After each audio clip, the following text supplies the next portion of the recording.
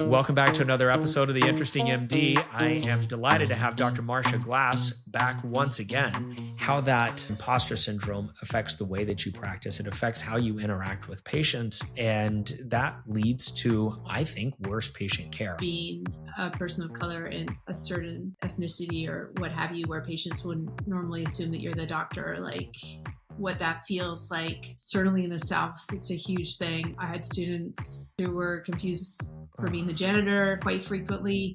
And the thing is, in a situation like that where you don't have a lot of role models who look like you, in some cases you might be the first in your family to go to med school, you're really at risk of imposter syndrome.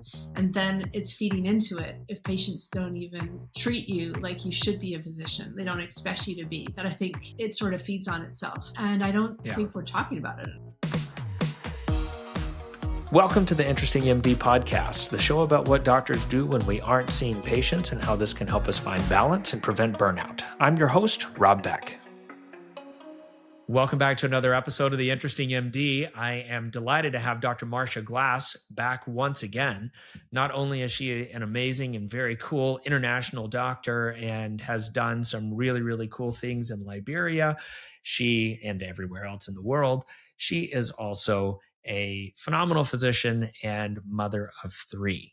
And that's not all that you are, right? And so I had talked to Marcia earlier about coming back on and having us discuss issues that are related to women. In the first episode on the podcast, Gopi Shah, who was co-hosting, really wanted this to be an avenue to explore issues that are related to women and how women have difficulty finding balance in their lives and their careers. And I am not the person to be the savior on this one and not the person that has all the right answers, but I do think it's an important discussion to have. So welcome back to the podcast, Dr. Marcia Glass, live from San Francisco, where it looks very beautiful in the background. Yes, might even be Canada. It actually is cloudy today. It's April. It's April in Canada. It's cloudy. But yes, it is it's very green here right now, at least in Victoria. So welcome back. Thanks for coming. Thank you. Okay. So when we were discussing our first episode, I had asked you about, how do you do it as a woman, as a mother? And you said, hey, I think that that's probably a better second episode. And because that's kind of a loaded question and that we needed to deal with that differently. So I asked around to several other of my friends who are women and who are physicians. And I said, what are the things that you hear that really drive you crazy? And that things that I would never hear. One of the ones that really elicited a very strong, almost violent response was when your scrub tech says, "Are you okay? You really look tired today." Don't say that. Don't say that, guys. When your patient is on the phone when you go into the room, and they will say, "Hold on for a second, my nurse is here." That has never happened to me before. No. Oh, really? I actually have a horrifying story about a very uncomfortable situation, not about being misidentified as the nurse. And then if you were here in the hospital this late, who's making the kids dinner? I have never had anybody remark on my appearance, despite being quite bad sometimes. I never had anybody mistake me for a nurse. I have never had anybody ask me who was taking care of the kids at home, despite I did a lot of the childcare responsibilities. I was an active, I still am an active father. I do participate in all these things, but nobody, even if I didn't, would ever talk to me about things like this. And this was something that all of those people felt like it was really important to kind of get out there, because these are the issues that women who are physicians end up dealing with on a day-to-day basis. And these are things that I cannot speak to. These are things that I see, I witness every day, but I think that this leads to frustration and burnout amongst female physicians. Please, I'm sure that you have your own comment that sticks in your mind, right? Like that somebody says to you. After I had my middle child, I came back and I had him via surrogacy, so I hadn't actually been pregnant at that time. And somebody at work said, "Well, you gained weight, but I didn't think you were big enough to have been pregnant." Have you ever been told something like that? Oh God, So, really? yeah. Like, oh God. Yeah. I mean, I don't. Yeah, this just it's pretty extraordinary. My sister is an ICU doc in New Orleans, and she said there was a grand rounds where the former CMO got up and started talking about how, since women quote unquote get burned out faster, we just should focus on hiring men. That's like his entire comment to a whole grand rounds. Like 2 weeks no. ago. 2 weeks And ago. she sent me the thread where one of the female physicians who was present basically just went off. I mean, just totally. I think she must have been watching on Zoom because it was like the whole transcript. But it was masterful. I mean, the key is you can't look emotional when you respond. You have to look very of course, angry. because you're a woman, and if you So do that, then if you look angry, if you become red faced, if I become red faced, it's because I'm passionate and I get really angry and animated. It's because I'm passionate. But if you do it, it's because you're hysterical. Yeah. And even the subtle things, Rob, like, and some of this stuff is obvious, but my boss in New Orleans said she wrote me a rec letter. I mean, I was up for full professor, and she was writing me a letter of support, and she wrote it, and she said she had lots to say. Then she rewrote it pretending I was a man. Wow. Just to force herself through the process. And there was a lot of stuff that she caught in there, like, oh, she's so accessible, and oh, all the sort of quote unquote soft skills or all this stuff. And rather than talking about ambition or drive or grit, the things that we sort of associate with women. And it made me think of this study I'd love to do, which I think would be quite easy to do, which is basically look at how many letters academic female physicians are asked to write, and write the percentage. I mean, total number and percentage, and just compare it to men of similar rank in their institution. And I think it's wildly disproportionate, because I've had trainees come to me and I worked with them for 2 days and they just had a male attending for 3 weeks. And I said, well, that I just don't think we've had very much time together. And then why didn't you ask so-and-so? Well, I just didn't really connect with him, or, oh, I just didn't really think he was going to do it. Like, they're certainly not offering to do it. I mean, so it's like this silent burden of all of that. Like, you're nicer, you're more approachable, you're, right. God, really? Yeah, I mean, like, and of course, being married to Andrea, an internist who has the exact same job that I have, and that even when we were in private practice, there was a disparity about the way that she had to dress, the way that she was put together, the way that she was treated, the way that she was, asked questions by her patients. And I know that her walking into the hospital, into the room, and the patients being on the phone and, hold on, my nurse is here. I mean, that has literally never happened to me. Never once has that ever happened to me.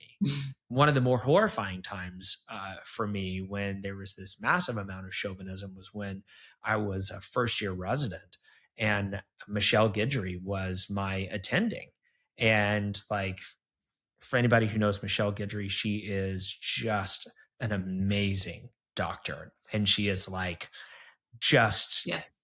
she is so high on a pedestal for me of just like the consummate professional, and just, Yeah. she's so smart. She is so together. I mean, she changed my practice that month. The way that I practiced as a physician and the way that I organized my day.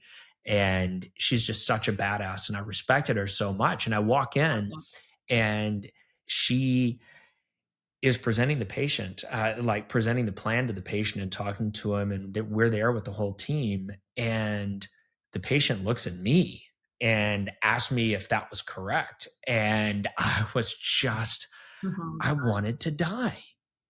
Yeah, I was an You were an intern. intern? I wanted to die. I was so mortified and Same. so embarrassed. And I felt so Yeah. bad for her, because I was like, that is just humiliating and that is just terrible. Yeah. And I mean, this is something I'm sure that Yeah. happens on a daily, if not weekly basis for you. And it's to so many women everywhere. I don't know if that happens to you all the time now or not, but uh, similar microaggressions or aggressions that, It makes me realize that it is this window into um, being any type of minority, being a person of color in a certain ethnicity or what have you, where patients wouldn't normally assume that you're the doctor, like what that feels like you said, like every day. And certainly in the South, it's a huge thing. I mean, I had students, Black students who were confused for being the uh, janitor quite frequently. And the thing is, in a situation like that where you don't have a lot of role models who look like you, and it's just kind of, you could be the first person. In some cases, you could be, of course, not all, but in some cases, you might be the first in your family to go to med school. Um, it's just, you're really at risk of imposter syndrome. And then it's feeding into it if patients don't even treat you like you should be a physician. They don't expect you to be. That, I think, it sort of feeds on itself. And I think that's something that trainees I've had have experienced the whole way through, and I don't think yeah. we're talking about it enough. Well, I'm hoping that at least getting this thought out there, and how that imposter syndrome affects the way that you practice it. It affects how you practice. It affects how you interact with patients. And that leads to, I think, worse patient care. I think that leads to burnout, worse job satisfaction. Yeah. And I think that it is really, really important to talk about, if nothing else here. I don't know how many problems that we're going to be able to solve today, but I would love to be able to get your advice and be able to get your suggestions and things that you and some of your fellow female physicians have, your sister, that everybody has experienced, but not just a complaining session, but how do you fight back against that? What are things you did well? What are things that you didn't do Yeah. well? I was looking up some statistics here that 56% of female physicians experience burnout compared to 44% of men. 26.4% of female doctors feel a strong conflict between work and family compared to 6.1% of males. That study calls that mom guilt. Yeah. 50% of women, or 50% of family medicine physicians are women, and 41% of specialists are women in Canada. And in the US, the total number of women physicians is 38%, and it is rising rapidly. Like, I think in 2007, it was 26%, and now it's going up to 38%. I think you were mentioning earlier, before we started recording, that the majority of people in med school now are women. Is that right? That's kind of Yeah. what I'm seeing too. I don't know the Mm-hmm. national statistics, but Yeah. I'm kind of seeing the Canadian side of it, which is definitely at parity here. Is what it seems like. So, Mm-hmm. of that, only 22.6% of women or unfortunately, 22.6% of women are not working full time compared to 3.6% of men. And when you account for just people with children, 30.6% of women with children, compared to 4.6% of men with children, are not working full time. And most of that, almost 80% of women are not working full time or at all, cited childcare as the main reason.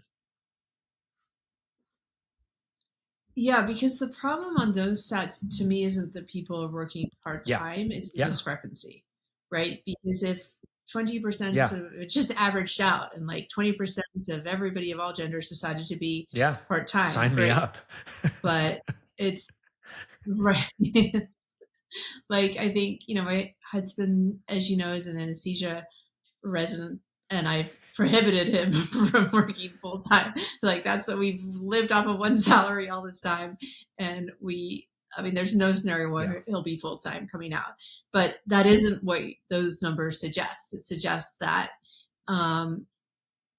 it's to make up for the holes in childcare, and women are carrying the burden disproportionately. Absolutely.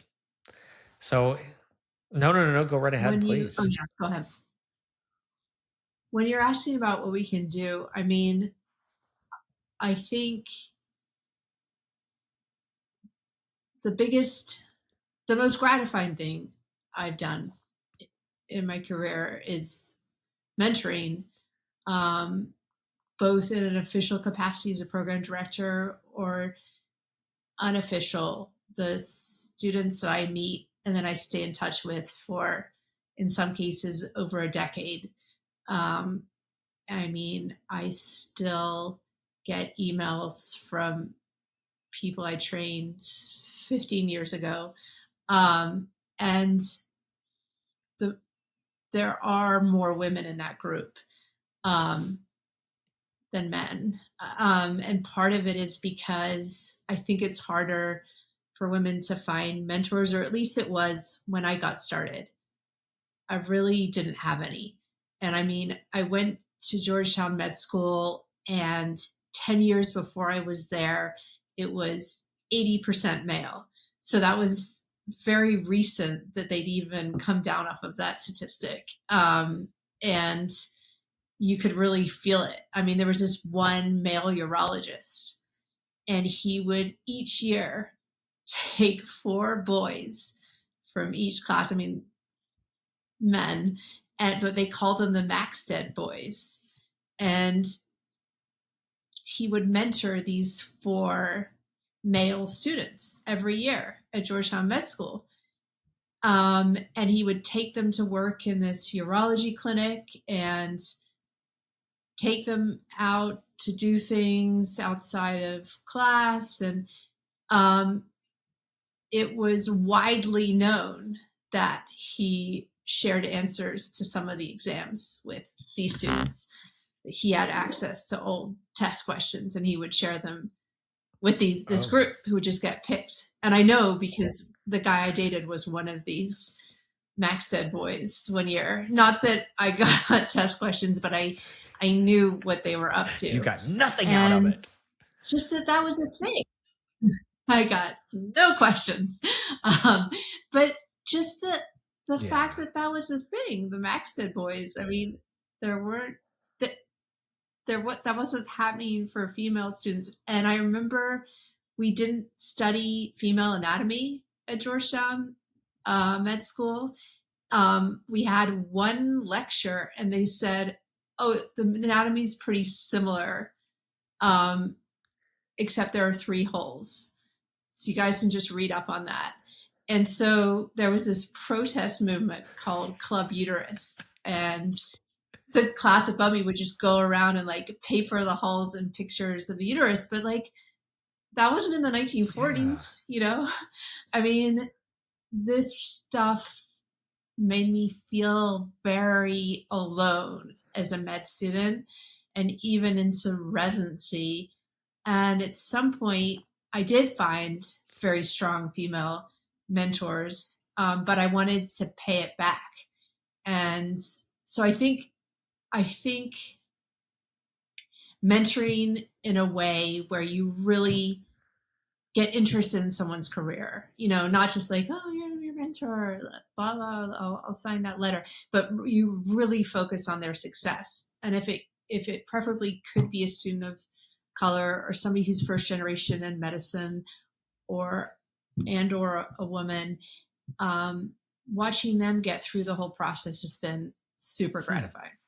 So how do you do that? I mean, like, how do you choose? Is it just somebody? I mean, I know that you walk around the residency program and you choose 4 women or people of color every year. Is that what you do? Uh, Marcia's girls. Marcia's Guild. I mean, it hasn't been, of course, Yeah. I have some mentees who are white men, but I have sought certain students out. Like I interviewed a student for med school when she was a pre-med, and I felt she was very talented. And she was worried about moving to the South as a Black woman. And so I understood that, and we spent a lot of time talking about it. She was moving to a new city. Tulane happened to be in the middle of like a really big kind of race-related scandal, and it was very intimidating for her, picking up and starting in the context of something like that, and then also just starting med school. But I just felt like she was tackling a lot more maybe than I had as a first-year med student. So we just stayed in touch. And then she immediately got hit by a hurricane. Naturally. So she had to evacuate. But we just kept meeting up over the years. And I tried to tell her, even when stuff was tough, like, I believe in you. And, even if you can't see the finish line, you still just got through another 6 months. And she's done great, and just matched in OBGYN with the Army. And I think like the biggest compliment was I got a letter from her parents inviting me to graduation. Gosh, that's amazing. And it's just stuff like that. Like this graduation, like in sports, when you have an assist, like it can feel better than if you scored yourself. I mean, just knowing that she's going to, I knew she would graduate, but it's so satisfying to see her. And for her to see you as somebody who helped her get across that line. She was going to get there, but maybe you made it a little bit easier. Maybe you made it a little bit more pleasant. And I think that that's really amazing.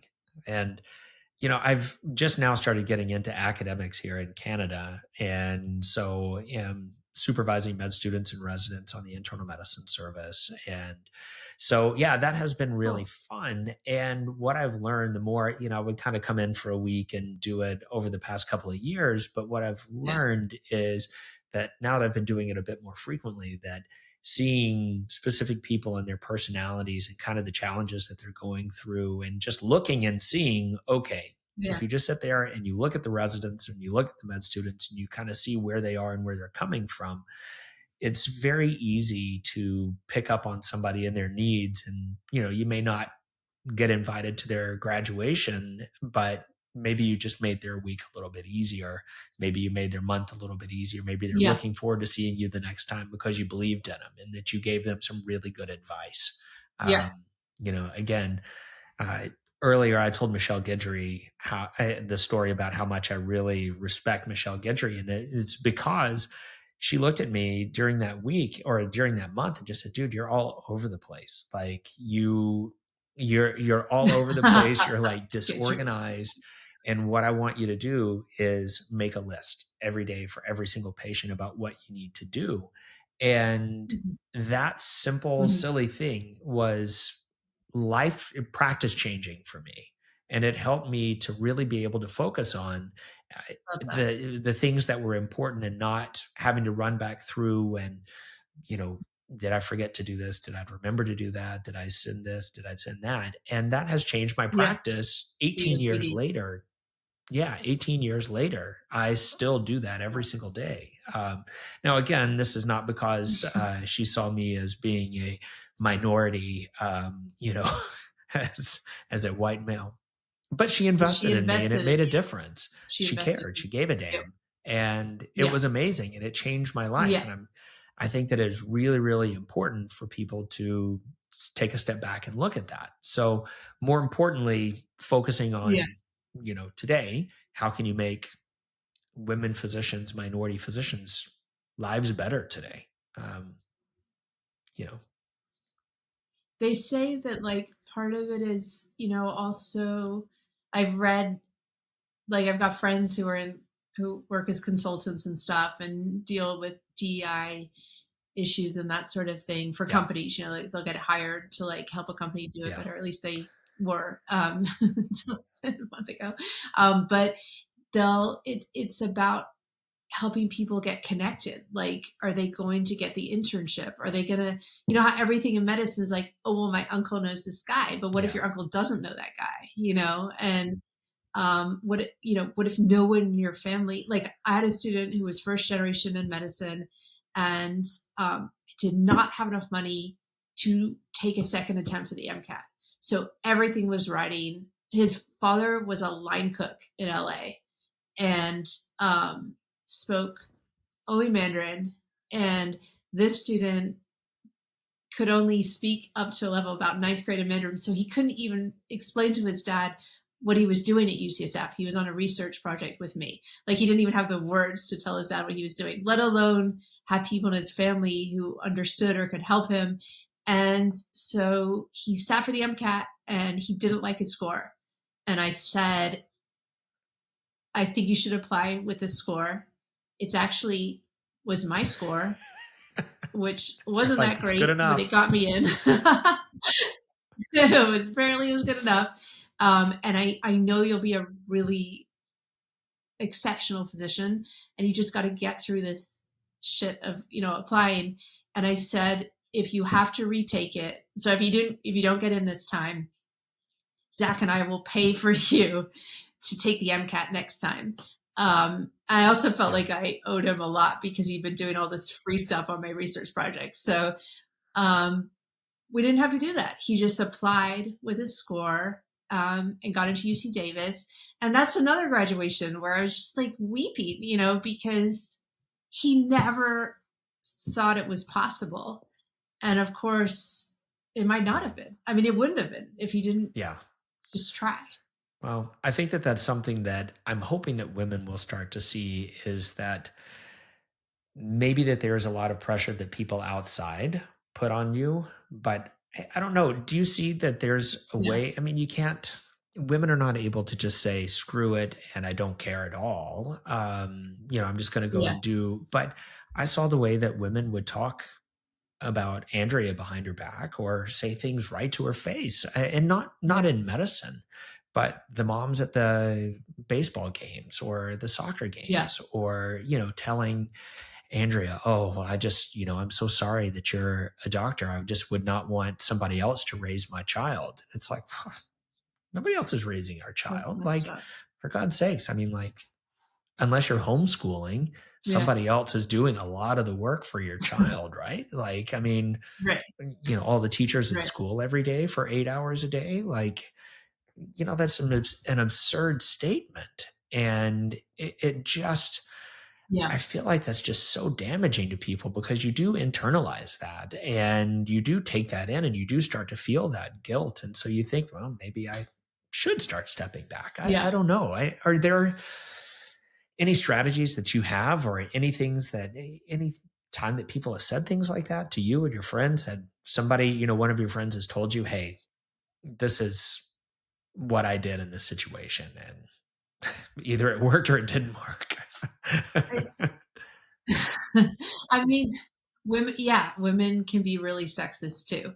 So I think understanding that is has been helpful.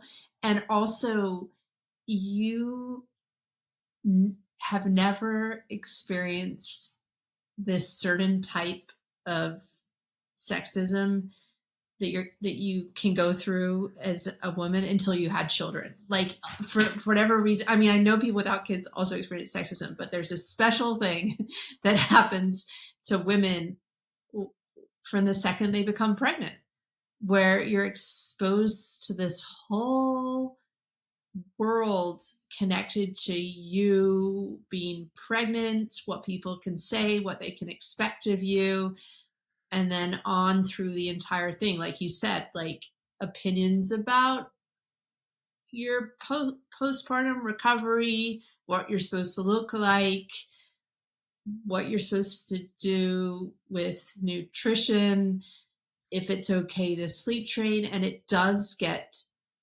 disproportionately Yeah. dumped on women. And I think the advice, yeah, that I give now is just to know that it's going to happen and to try to not do it to other people. So specifically, I will never comment on what somebody went through in delivery. You know, like if you did it, you know, au naturel outside on a schoolyard Awesome. swing, You do you. that's great.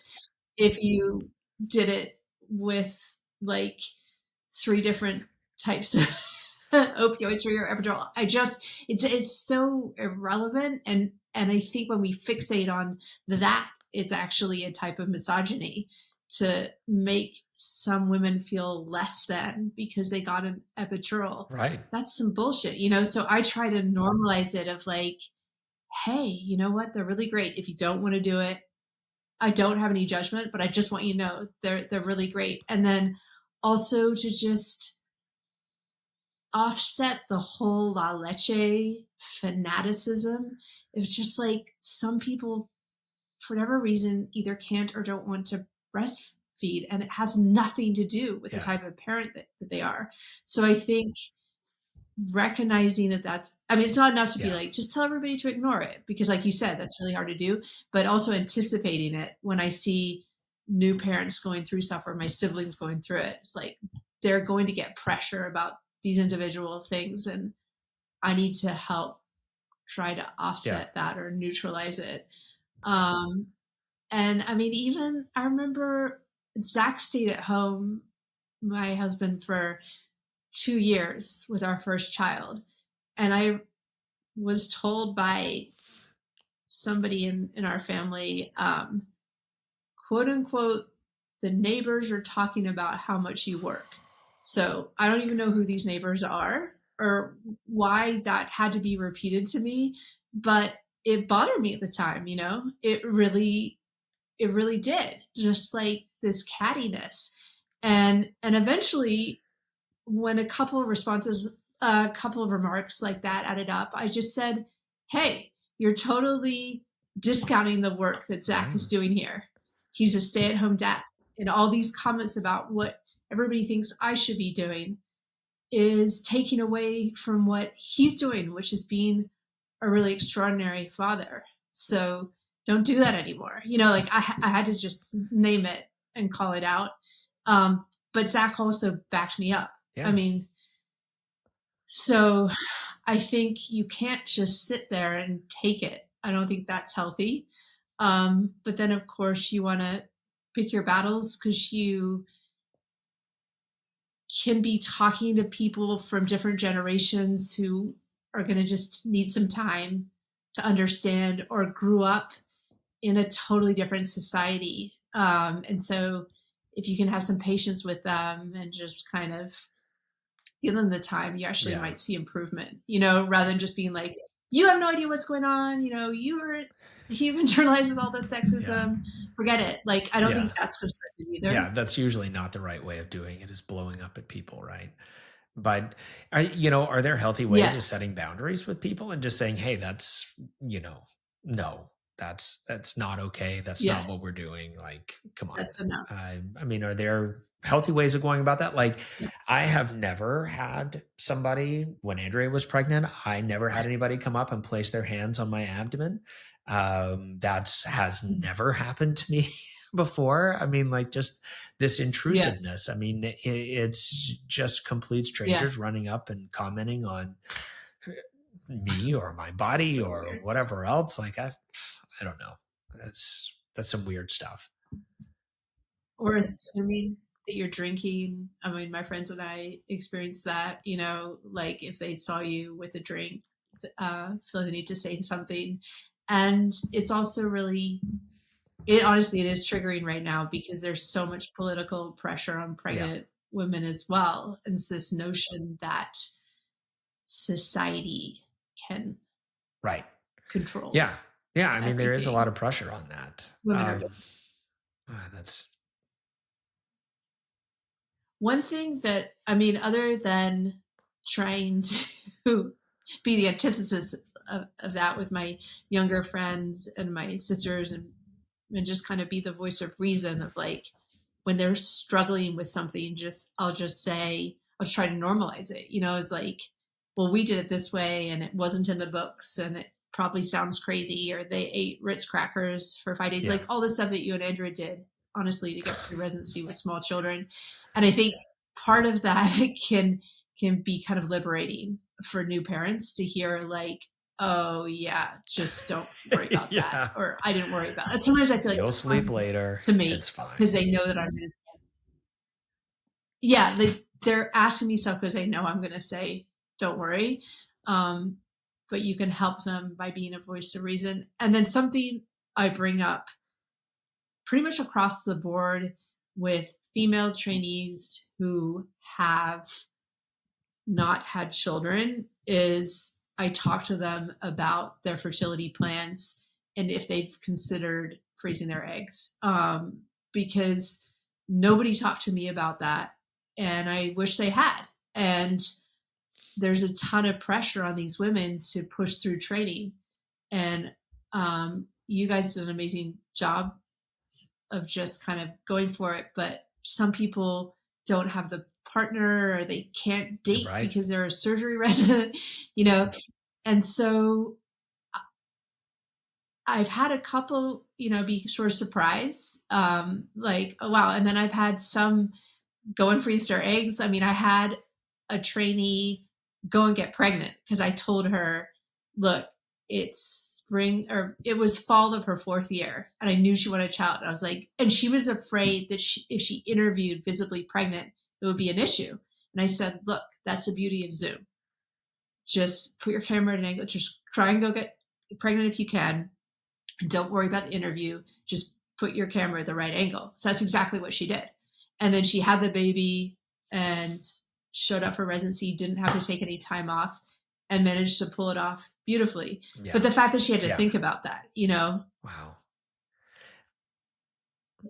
like they might not rank her because they're like, oh, this is someone with a baby and they're going to have to, So now that you're an attending, now that you're a staff and you have you have the big jobs, right? Like your program director, all that good stuff. How do you find women handling the transition back to work when they go on maternity leave and they come back? How are some things that, women, if they want to work full time, because it is very, very difficult for high functioning type A people to be at home with children. That's tough. I would not want to be a stay at home father. You two used to joke. I think about this a lot, Rob, just because I have these 3 kids and Zach's in residency. And I do remember you two saying you wanted to sign up for being on call instead of being at home with all the kids. Because I was on this past weekend on the wards, and Zach had been on sick leave, but they actually let him take a day off because they knew I was on. And I was like, I knew what he was doing all day here, like 2 different birthday parties and a soccer game. That's 8 hours of work.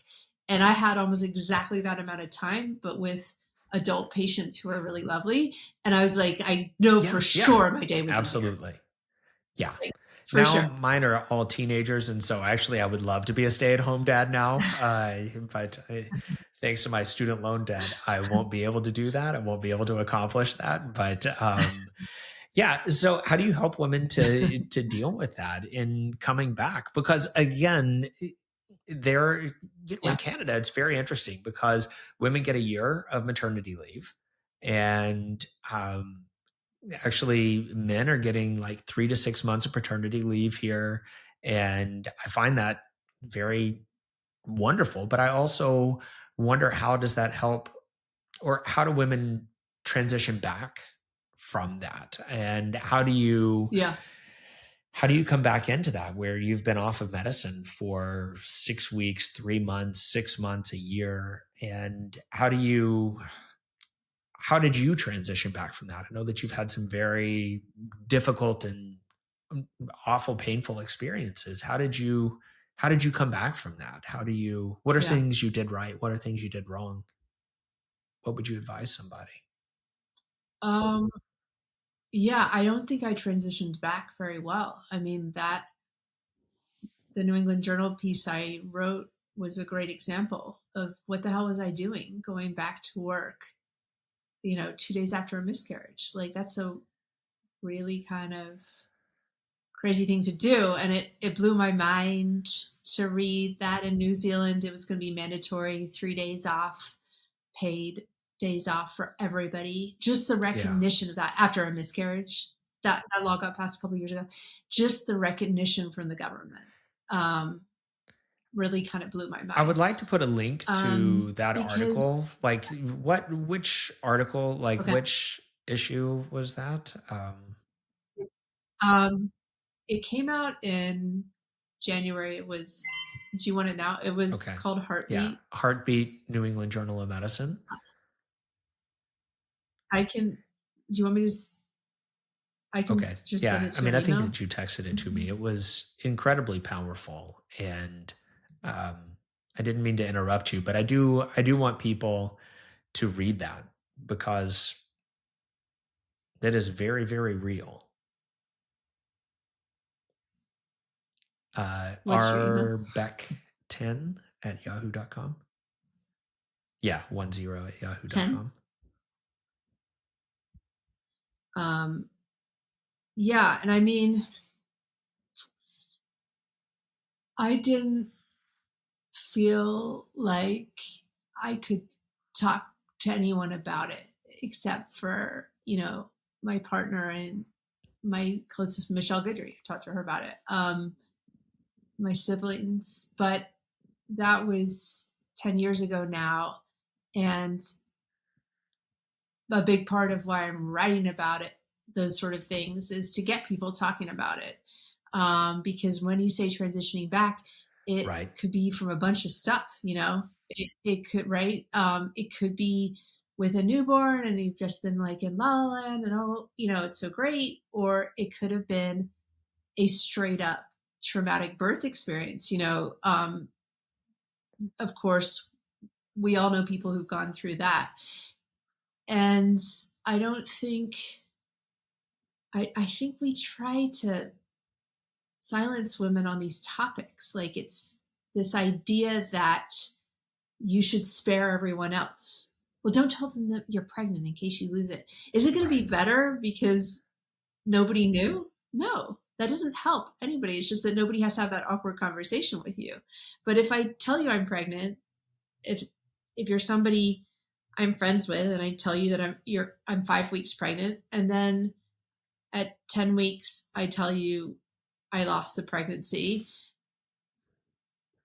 that's an acknowledgement that I went through a really tough time, rather this weird thing that it's like somehow impolite. Yeah, it's impolite for for you to share your pain with us. Did you tell him so? Yeah, if like you're my coworker or something, why did you tell him when you're only 5 weeks pregnant? Well, why can't I?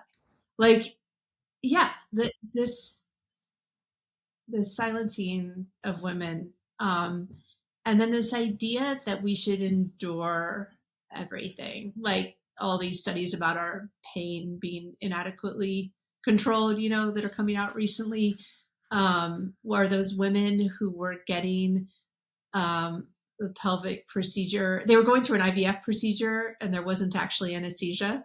And they kept saying that they were feeling everything.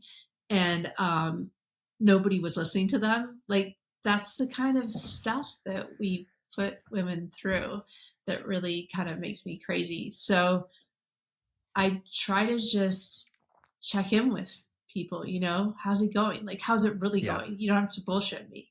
Does it suck? Like, are you exhausted? Breastfeeding's kind of a pain for a lot of people. Like, how's it going for you? Or do you want to talk about it? Or do you not want to talk about it? and just trying to, I guess, being a palliative care doctor, Yeah. that helps too. Like, I'm not going to push it if I'm not going to demand that we discuss your baby's nutrition, right? But just assuming that everything's hunky dory, I think puts a lot of pressure on women too. And even just the idea, Rob, I mean, I was discharged from the hospital day 4 after a C-section. That's major abdominal surgery. That's really major surgery. And I had only been in a wheelchair. So they wheeled me out. Right. I mean, this is just a standard thing I'm describing that Andrew may have, all of us, but it's still crazy to me. They just wheeled me out to the parking lot because Zach was getting the car and I had the baby on my lap, and then they took the wheelchair away. It was like, sure, okay. I guess I can do this. And then I'm just walking.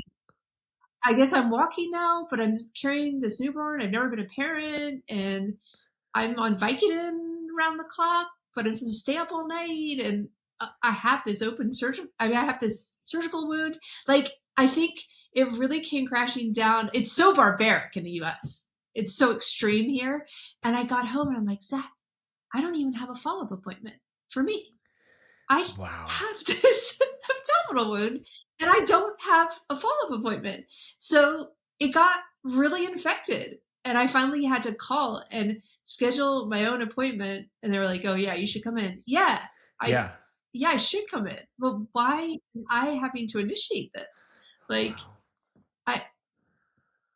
I don't have a solution except to call it out. I mean, I think that that's a very legitimate thing, is that we don't really there's not one answer to it, but there is the importance that we need to recognize it. We need to look around. We need to see our part in it, our roles in it. And, I think that if that's all that we get out of this, is that there are some really bad things that go on out there. There are some really tough things that do happen. And it is really, really important to be aware that things that happen to women in medicine and minorities in medicine are very different than what happened to white men in medicine. And it's incredibly important because of the statistics that if 50% of the workforce that is coming out of med school is going to be women, but then within 6 years, 20% of them are cutting back. I mean, number one, this is terrible healthcare policy. Number two, this is going to make, this is really bad for patients. It's really bad for physicians. And if part of all of this discussion is to make people more aware and people to come up with their own strategies about how, be on the lookout for this. If you're a woman and you're thinking about getting pregnant, think about these issues. How are you going to deal with it? How are you going to react? And, what boundaries are you going to set? And what things are you going to put in place when you are ready to come back to work? Because here are all the issues that you're going to face, just like you did. And, I don't know the answer. So very unsatisfying. I wanted to share. I know, but I think also just being aware is part of it. Having a partner like you who's all in, that's the smartest thing you can do as a woman in medicine, especially if you're going to have children. I would say that Andrea would definitely disagree that marrying me was like the smartest thing she ever did. But no nonsense about that you're supposed to be ironing their socks, or like, no, come on, no. It's got to be somebody who just gets it implicitly. They're on board. And then if you're the employer, as you make your way up, or you're the program director or whatever, be thinking, how do I set up a job that works for everyone, regardless of whether they have children or not, has a good work-life balance, so nobody has to immediately cut back just to be able to show up because they're getting buried. But I wanted to, before I go, I wanted to actually share a story about your wife, just as a good example of the stuff that women go through. She was my resident at Tulane. And would she have been pregnant with depends your on how, third probably, because we had our first and third year of med school, our second at the end of second month of our intern year. And so she was pregnant with Avery during residency. It was your third. Yeah. So she was on my medicine team at Tulane, and I was really a really young attending, like early 30s, and had no thoughts about children or anything about that. I certainly wasn't as like into it in terms of checking in with female trainees as I am now, especially those who are trying to start a family. But she was visibly pregnant. And I remember, because she didn't want any accommodations. Let's take the stairs. I mean, really pregnant. And let's take the stairs. Oh, I don't need to sit down. Let's just do this. And she was on an overnight call. And we were on call. And we went as a team to go see a patient in the ER. And she was standing there, and I think the intern was presenting, and she just started to look really off, like not right. And I just said, are you okay? And she's like, oh yeah, I'm fine.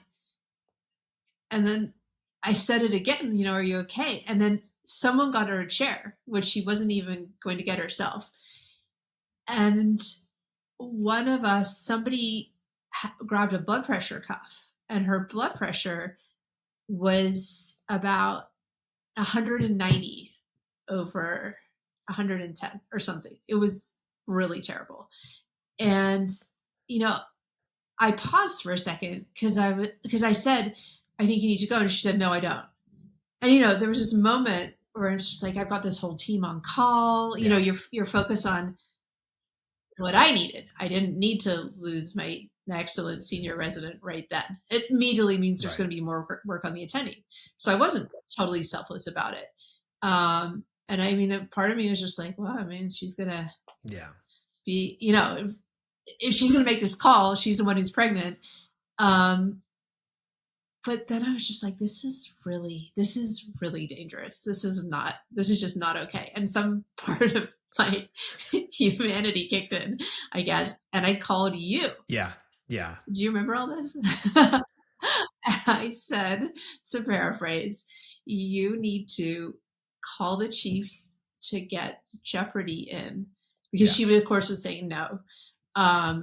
You need to do that, or you need to come yourself so that she will leave, because she's not going to leave my team on their own.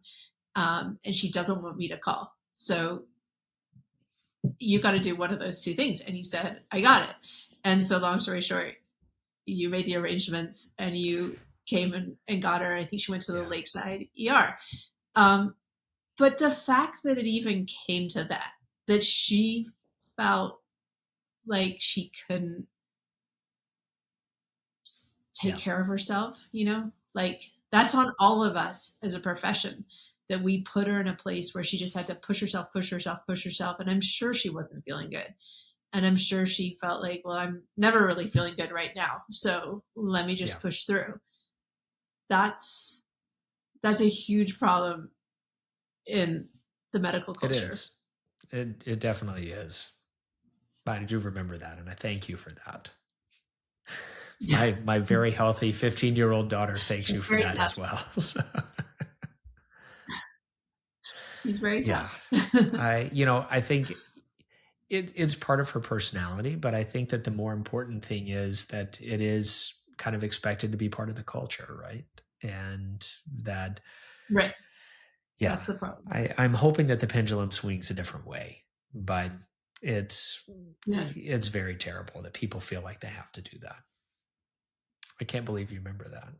Well, Avery, if you go become a trauma surgeon, you can make sure that your trainees always tap out when they're not feeling good, and they get the appropriate amount of leave when they need it. I think women have the worst female physicians have the worst preterm labor of any profession. So that case study is just an example. Well, so before you go, I know that you've got to leave. Are you like at your hard line right now?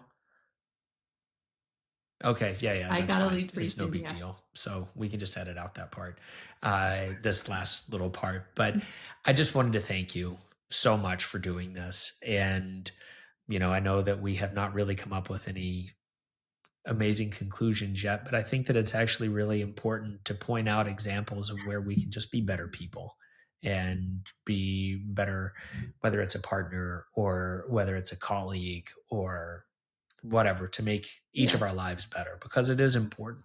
And if we feel like, if we're creating a workplace where people can't, and creating lives where people can't work happily full time, I mean, in a self-serving way, that means that's more work that I have to do, right? Like there's a pie here. Yeah. And if we keep pulling out workers, then the people who are left are having to work more. I think that it's in all of our, that's not the reason that I'm saying all of this. It's not to lessen my workload, but I mean, if you can go out of your way not to be an ass to someone and to make somebody's life a little bit better, it's actually pretty good for the whole society, including yourself. And I